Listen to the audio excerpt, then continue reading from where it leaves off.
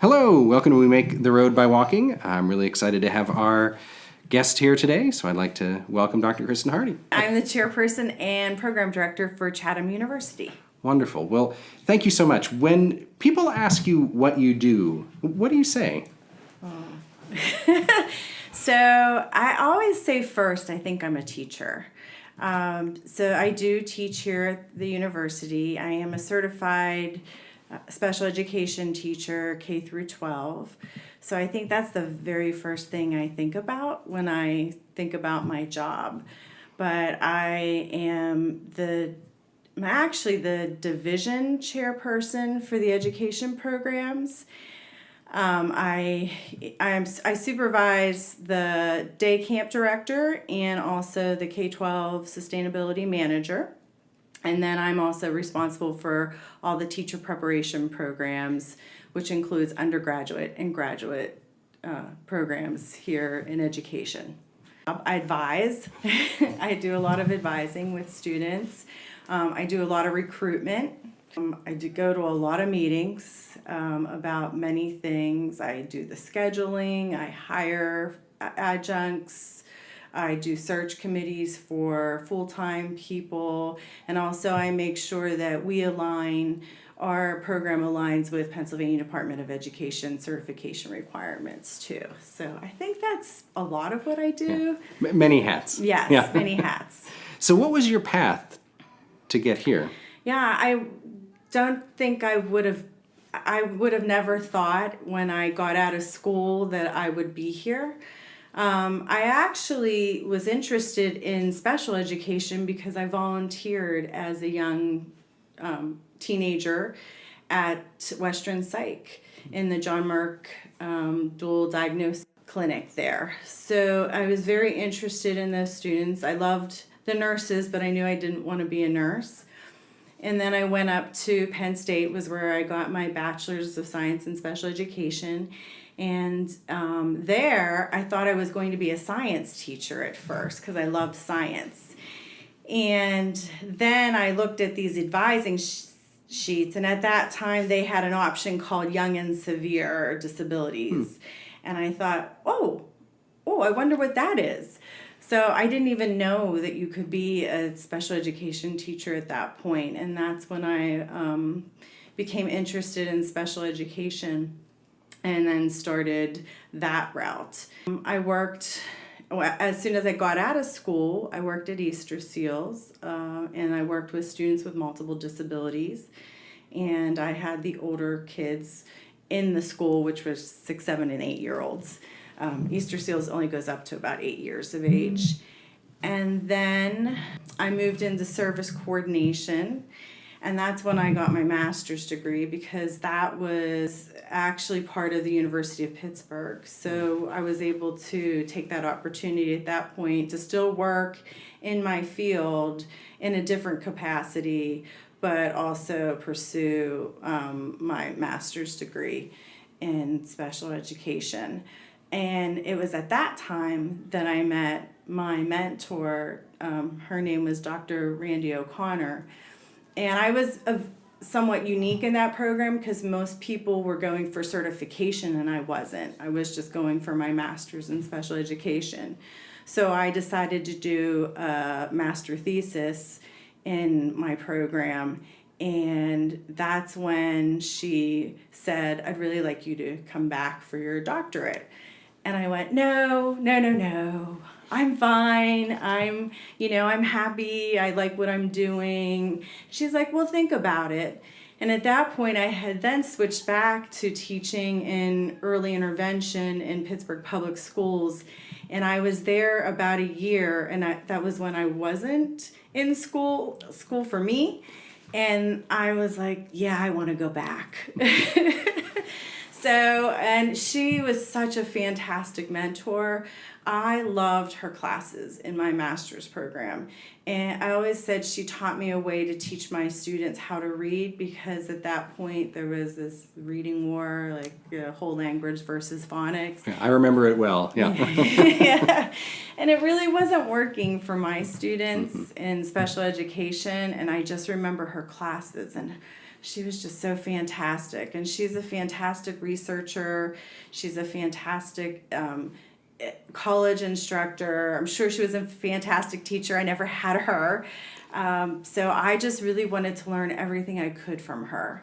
And so I decided to go back, and I went full time for my doctorate from I think it was like 97 to 2003. And then I started working as a faculty member, but I really wanted to go back into the classroom. I thought, oh, now I have all this information. I'm going to go back. I'm going to teach. I'm going to be an effective teacher, even more so because I have all this expertise. And then one of my other mentors in the program said, no, you need to go and you need to go teach other people how to teach, because that's going to spread your knowledge to other people. So that's how I ended up in higher ed, and I was at St. Vincent College for 9 years, and then I took a chance and came to Chatham, and at that point, the chairperson was temporary, so I came in as a faculty member with the thought of maybe I could be the chairperson at one time, and then finally I was hired in 2014 as the chairperson. But if you would have told my young 21-year-old that I was going to be the chairperson of a education department at a institution of higher education, I would have been like, "Are you crazy? No way, no way." Yeah, and those paths are not always what we expect, and that's part of I think the message for the young people who listen to this podcast is Right. that the journeys that we take may not be the journeys we think we're going to take, and that's not only okay, that's often likely in the way that it's going to Right, be. Yeah. exactly. So along those same lines, are there some essential learning experiences that you had along that path that really helped you to get to where you are? The thing that resonates with me the most is that I took chances along the way. Even when I was teaching, I was kind of a spitfire when it came to advocating for my students. I remember as a young teacher, and I had this young boy who he had multiple disabilities, so he wasn't able to walk, and he was coming into school in a large adult stroller type of thing, and I just didn't really think that was dignified. I really felt he needed a wheelchair at that point, and the physical therapist was just dragging her feet, so I just went to the mom and I said, "Hey, I think he needs a wheelchair. I think this is better for him. It's safer, and it's appropriate at this point." He was 8 years old. He had a degenerative disease. He probably was not going to be able to walk. Not that we weren't doing therapy with him. I just wanted him to be in a safer, more comfortable environment and not flip over or something. So I took a chance and kind of went around the system a little bit in that way.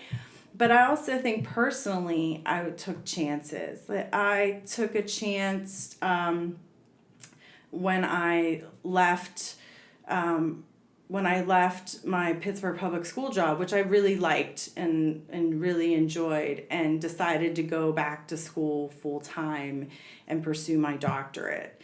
And then again, I took a chance. I had tenure at St. Vincent, and we don't offer, Chatham doesn't offer tenure here. But I took a chance, and because I just really thought I wanted more, and I wanted to be closer to Pittsburgh, and to come to Chatham, and I'm very happy that I did so. So I think taking chances is really something that I've always done, and just advocated for either myself or for other people. Yeah, I think those are such important lessons, to take the chances and take those opportunities as they come. Yes, because I didn't know where I was going to be. I didn't even know if I was going to end up in Pittsburgh. And, we Pittsburghers, we tend to stay where we are, or we come back. And I think even with my doctoral degree, I didn't know I was even going to have the opportunity to even stay close, which was my St. Vincent job, to even stay close to Pittsburgh and to family and stuff, which I'm happy that it ended up that way. Yeah. So thinking about the path that you've led so far, where might you see your path taking you next?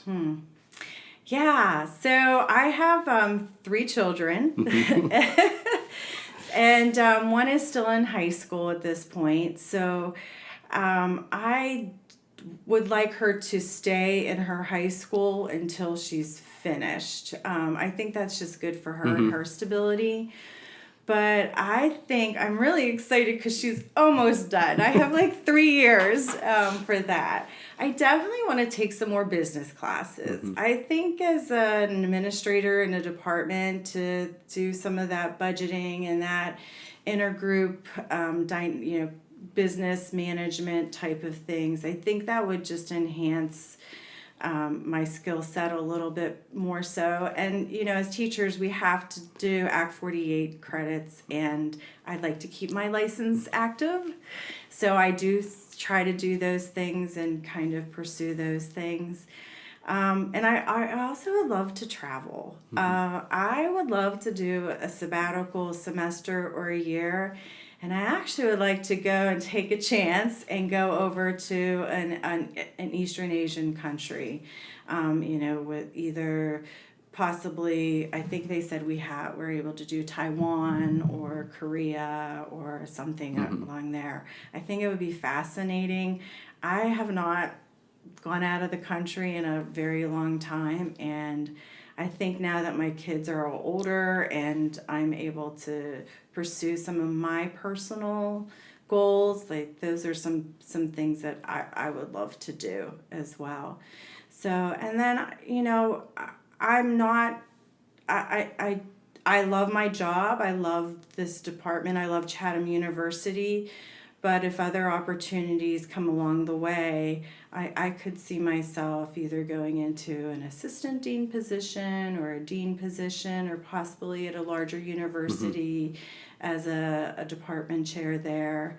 That would be really exciting to pursue as well. So I don't know where it goes. So I guess we'll see where it happens along the way. But personally, I'm really happy. Yeah. We can check back in 10 years and see what it is. Yeah.